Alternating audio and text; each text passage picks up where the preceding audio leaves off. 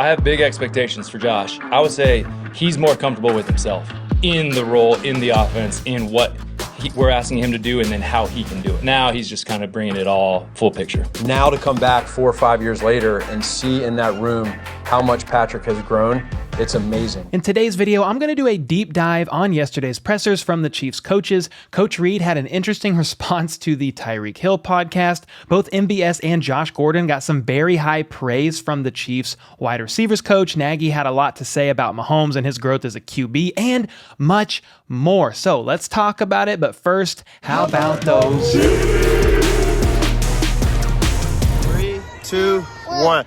How about those Chiefs? What's up, guys? My name is Cole, and I do daily news about the Chiefs and the NFL overall, so I'm going to need you to sub. If you're new, hit that like button if you think the Raiders are an absolute joke of a football team, and let's get into this news. Yesterday, the Chiefs had about 50 minutes of pressers from 7 different coaches on the team, so I condensed them down to a much more digestible duration and have sprinkled in some of my own commentary as well. So let's jump into these, starting with head coach Andy Reid. He started out saying that it's been great to have Matt Nagy back as the QB coach. Quote, "It's great for the quarterback room. He's been there and done that before." And coach complimented the amount of experience he has more than once, maybe even twice, possibly 3 times. Nagy has obviously gone through a lot, from being the offensive coordinator with the Chiefs to the head coach of the Chicago Bears for 4 seasons. And because of that experience, he seems like a steal, an absolute steal if we're going to be honest, to have as the QB coach. Big Red said that he has great relationships with a lot of the coaches here, including EB,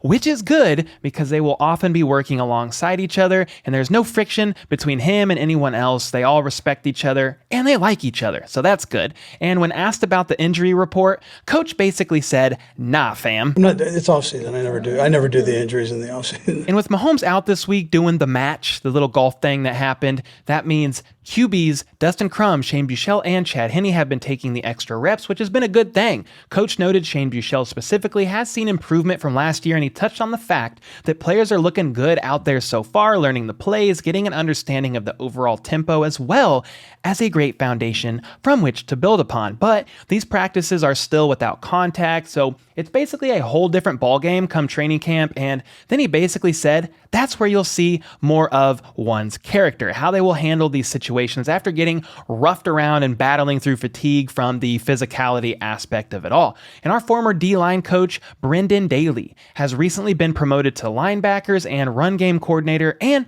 former DC of the Jaguars, Joe Cullen, is now over the D-line, and he has a ton of D-line experience, and Coach Reid touched on the fact that this was a good move for both, and he's grateful for the years of experience that Cullen brings with him. He's been a defensive line coach in the NFL since 2006, so yeah, roughly 15, 16 years of experience or so just in the NFL, which is pretty nuts. From there, Big Red was asked about Tyreek's podcast, if he'd heard it, and his thoughts on it, and he wanted no part of this conversation. It's tough to discern exactly where this is going to go with the podcast, but it seemed to be an intimation that perhaps he was suppressed here, play calling wise. Are you aware? Have you seen that clip?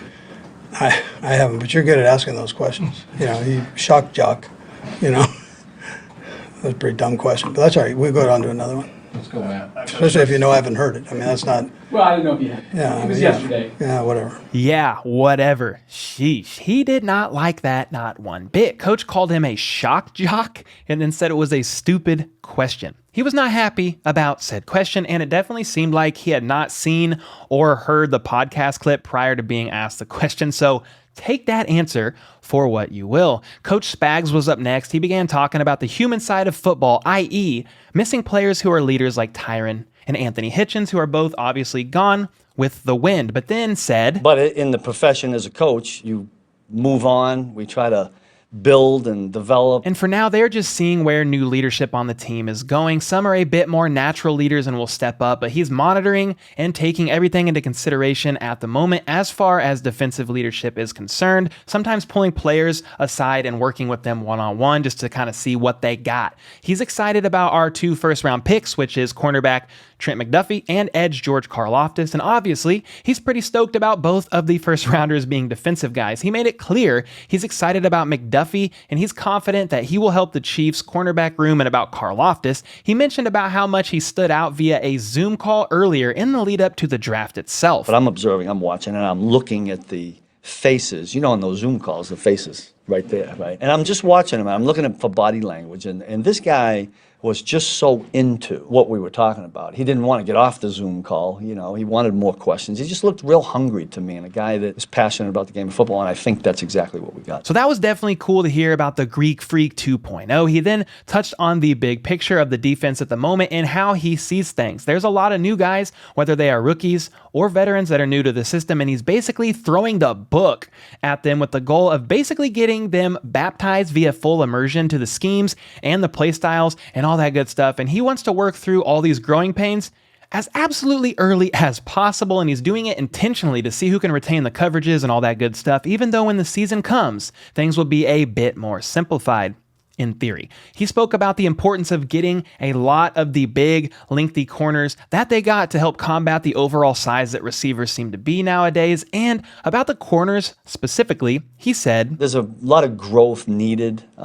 These guys are young, and they've been in different systems, and a couple of them are from small schools, so we'll find out if it's too big for them. We'll know when we get in the thick of things. Spags then shifted a bit, talking specifically about their 4th-round pick, Joshua Williams, saying that when they brought him in and heard his story on how he ended up at a smaller school, they really felt he was someone who could have played at a bigger school and believed in him enough to take a chance on him, which was pretty cool to hear. From there, Spags ended up speaking on the common thread he sees in a lot of the new guys they brought in this year, and that was they are smart. And they all absolutely love the game of football. Well, I hope if they're on a professional team, they love the sport of football, but I digress. The OC, Eric Bieniemy was up next, and he was all smiles talking about the excitement a new season brings him. There's a lot of talent out there, bigger bodies, and I thought Pat did a great job of getting those guys together down in Texas to start developing that chemistry and start developing that timing. And so that helps, and it just carries over. So yeah, he's fired up about the foundation that has been laid so far and loves the challenge of putting together the puzzle pieces of the roster. There's a lot of diversity, lots of new players, but it's all part of the process with saying goodbye to former players, for example, like Tyreek Hill, who EB said is loved and will be missed, and then looking forward to the new chapter with the new guys that have been brought in, players with their own unique skill sets and their own unique playing ability. They are currently addressing all the little details of every concept so that everyone has an understanding of exactly how the Chiefs want things done and expectations moving forward. He was asked about what it's like for him working alongside Matt Nagy again, which, if you think about it for a second, it's an interesting situation because when Nagy was the offensive coordinator here, EB was the running backs coach, and now the roles have almost flip-flopped a tad here with EB now being the OC and Nagy being the QB coach, but I have a suspicion that Nagy is going to have a bit larger of a role and more than likely will be helping out with the passing gameplay calls at times. Could be wrong though, but that is what I'm thinking.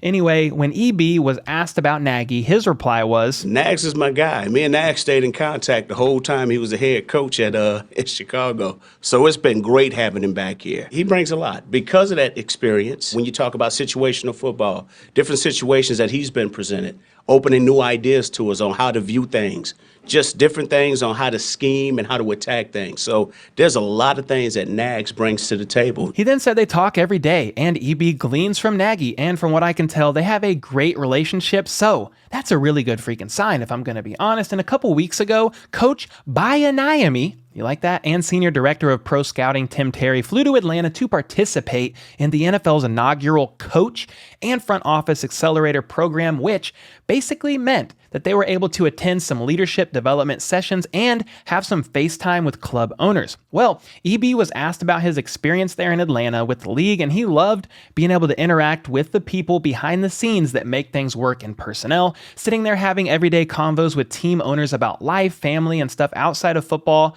was probably his favorite part about it all, and he felt like it was very beneficial to be there, learn, and connect. He was then asked a question that is probably in the back of everybody's mind, and that was, what do you have to do that you haven't already done to get a head coaching job? And his answer was, I just got to go get it. I just got to go get it. I'm not seeking any comfort. I haven't gotten it for whatever reason. It don't matter. I'm going to keep knocking on that damn door, and I'm going to keep working my ass off to make sure that it happens. His focus for this year is committing himself to seeing the Chiefs win and do all that he can to bring success to the organization. But then it's time for me, when presented, to just go and get the job. I'm always going to take a look at myself, all right, first. I always make sure that I'm checking everything and making sure I'm checking every box. But yes, we can always improve. He said it is tough not to get a head coaching job yet, but he's not looking for pity or anything like that. He's just going to keep going, keep knocking on doors, and see how it all plays out. So the question is, will EB get a head coaching job next year? He seems like he's certainly going to be going for it, that's for sure. And I feel like the Chiefs themselves have a good contingency plan in place because obviously Matt Nagy could step right into that OC role if that's how it all plays out. Defensive line coach Joe Cullen was up next, and I believe this was his first opportunity to actually speak with the media. So he's honored to be here with such a great football organization with amazing ownership, an awesome head coach, and of course Spags, their DC, with whom he's had a relationship with for what he said has been over 30 years. What he loves most about KC so far, aside from the coaches and all that, is every day the coaches and players are chasing greatness and gunning for another championship run, so you love to hear that. And he is very excited about having George Karlaftis here. Coach talked about slowing him down. He's a throwback. He's an old school, goes hard every single play he's on the field. He wants to get better in everything he does.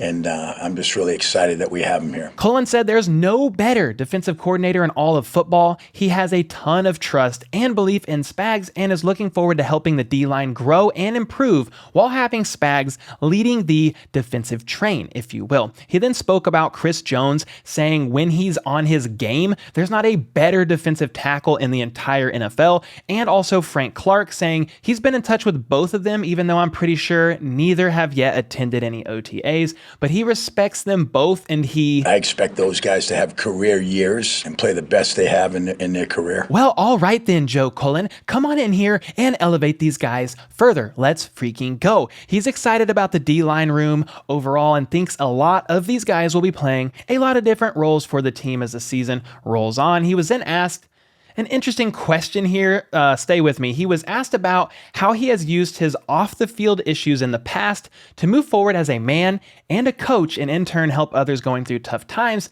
Then was asked if, because of all that he's been through, how grateful he is to be where he's at today. So yeah, this is a bit of an odd question, but the reporter was referring to a few alcohol-related incidents that happened to Joe Cullen in the 2000s. He was actually fired from the University of Mississippi in 2005 after a public drunkenness arrest at the local Subway restaurant. So I could only imagine how that played out. And then in 2006, he was arrested twice in the span of 8 days, once for nude driving, and again a week later for drunk driving. And some of you may be listening and think, did I just hear that right? Did Cole just say that Joe Cullen was arrested for naked driving?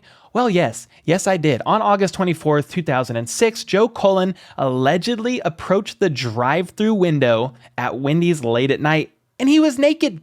Cullen said he was so drunk that he doesn't remember anything at all. Last he remembers, he was at a bar with some buddies taking shots. Next thing he knows, he sees lights in his rearview mirror in the Wendy's parking lot, and he is totally in the nude. So he was like trying to get dressed and stuff before the cops pulled him out, and he was not able to fully get dressed before they did. So a very crazy situation. And then 8 days later, he got arrested for drunk driving. And get this, he was with the Lions at the time, and he didn't get fired. They stuck with him and saw him through. He did like some rehab and all that good stuff, and he has stayed out of trouble and has spent years rebuilding his reputation. And so with this context in mind, here was his answer to that reporter. I faced adversity like 16 years ago and, never got in trouble, and then I get in a little trouble, and you become a better person if you learn from it and you move on. And I think if I can help anybody go through a tough situation, then I'm willing to do it anywhere, any place, anytime. From there, linebackers and run game coordinator Brendan Daly was next to the podium, and he talked about his move from coaching the D-line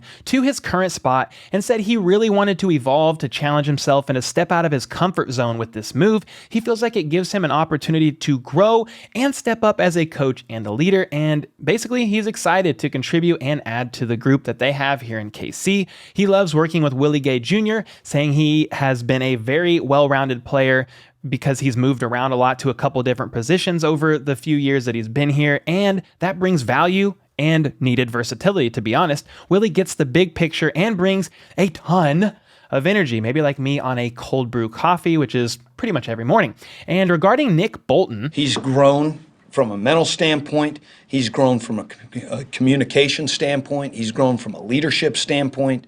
It's been really fun to watch and impressive, to be honest. Like, it's pretty amazing the amount that he's handling at such a young age. and of course, Coach Daly is also excited to work with the new guys they've brought in via free agency and the draft. He was asked about Leo Chanel, one of those names. I literally hear it different depending on who you hear talk. And his response was that he's done a good job so far. He has a lot being thrown at him at the moment, but We'll see how that plays out. He's done a really good job. We've worked him at the Sam linebacker spot. We've worked him at the Mike spot in sub defense. So we'll see how that plays. so time will tell there. But either way, I'm excited to see Leo absolutely level people out on the football field, that is for sure. Wide receivers coach Joe Bleymaier was the next man up for questioning, and this is where things get interesting for me because I love receivers. He was immediately asked how they plan to move on with Tyreek being gone and evolve overall as a receiving core because of that, and Bleymaier basically said, well, Tyreek may be small, but we have some big old shoes to fill,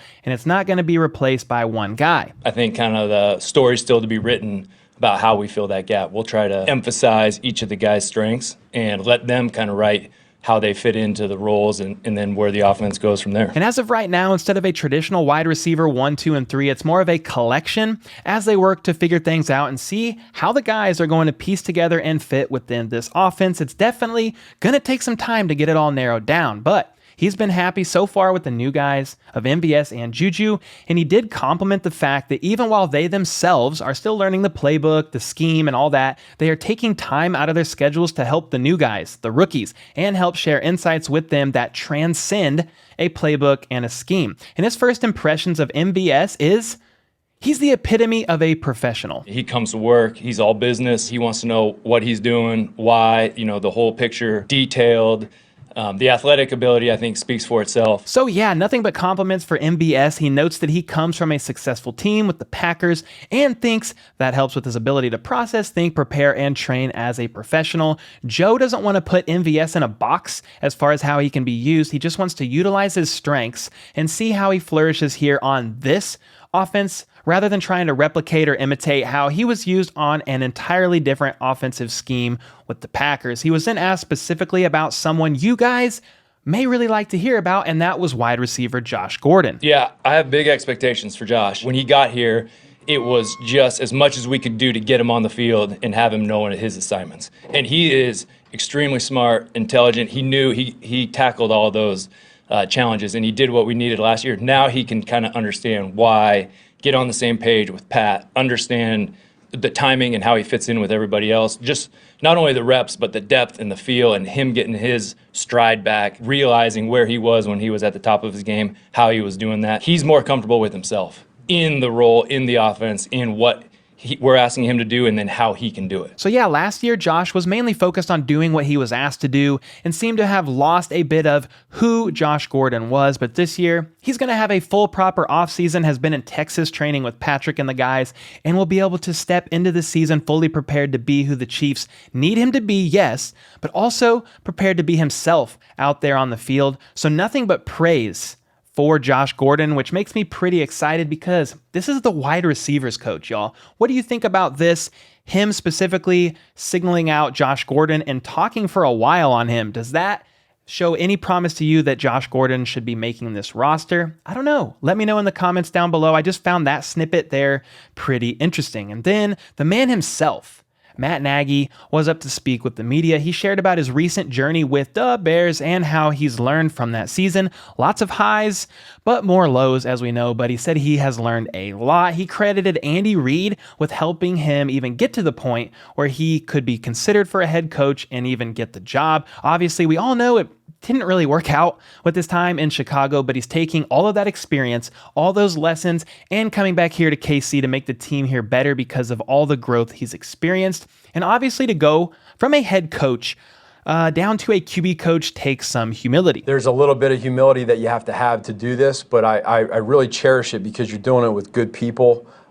We talk about being back in, I say, we're back in the weeds. I'm back instead of 200 150 people you're responsible for 3 or 4, but I'm embracing that. He goes on to talk about his relationship with the coaches here and how much excitement it brings him to be here, a place with so many memories and a place where he has learned so much. And from there, he complimented Patrick Mahomes and shared a bit of what it was like to work with him as a rookie, to seeing the growing and all the growth that has happened in all aspects of Mahomes' life over these last 4 years. To be back in that quarterback room with Pat, I had him as a rookie. I was able to see him and Alex grow together, that partnership. Now to come back, 4 or 5 years later and see in that room how much Patrick has grown, it's amazing. It gives me chills to talk about it because I also know his ceiling is even higher. He has a great balance of how to be a great quarterback, but yet be a great leader. You've done everything. You've won a Super Bowl. You've been to 4 straight AFC championships. He's so coachable, and he wants that. There's a hunger there, and that's what's exciting for me. And after Nagy was fired from the Bears, he did contemplate taking a break from football. That is not an easy thing to go through. He was basically fired and shooed out of the city. They were ready to get rid of that guy. But Nagy said football is in his blood, as well as his wife's blood and the blood of his entire family. So take the blood comment for what you will. Maybe they're vampires, I'm not really sure. But upon reflection, he knew he couldn't step away and is simply honored to be back here in KC. He's here to help the Chiefs no matter what it takes and wants to help the QBs become better players. And on the other side of that same coin, he knows the QBs on the team will help him become a better coach. And speaking of coaches, he said nothing but great things about Eric Bieniemy and the 5 years that they worked together, and he's excited to continue that relationship and work with him this upcoming season. He then said he was going to be late for a meeting and had to dip because he didn't want to get fined like Marshawn Lynch. And that's going to do it for today. I hope you guys enjoyed this video, as it truly was a beast to tackle all of this. Make sure to leave a comment below to potentially be featured in an upcoming video. Sub for more daily news like this. And then check out this video here if you haven't seen it, of the Chiefs UDFA Justin Ross, who shares for about a minute on why he's excited to be here in KC. And until next time, let's go. Let's freaking go. How about those